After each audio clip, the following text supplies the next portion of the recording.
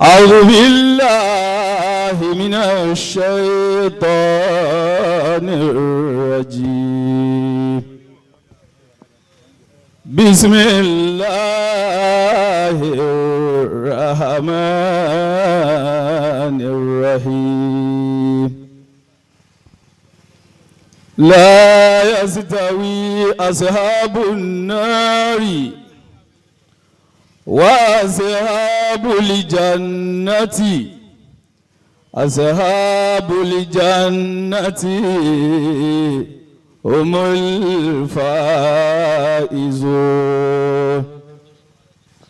لو أنزلنا هذا القرآن على جبل لرأيته خاشعا متصدعا من خشية الله. وتلك الأمثال نضربها للناس لعلهم يتفكرون.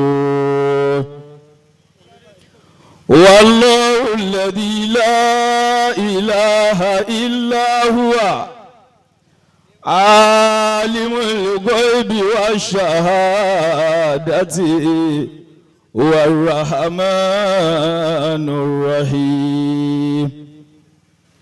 والله الذي لا إله إلا هو الملك القدوس السلام المؤمن المهيمن العزيز الجبار المتكبر.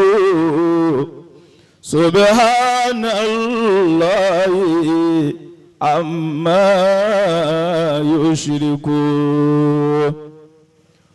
والله الخالق البارئ المصور له الأسماء الحسنى يسبح له ما في السماوات والأرض وهو العزيز الحكيم. صدق الله العظيم. ẹjẹ́ agbé ọlọ́run tóbi dáadáa olólùfẹ́ Al-Qur'ani ò tí ì dá yìí ni. Allahu akbar kabira. àlùfáà ẹlẹ́ẹ̀kejì tí wọ́n bá wa kí Al-Qur'an àwọn náà ni àwọn khalifa wa Al-Fulani.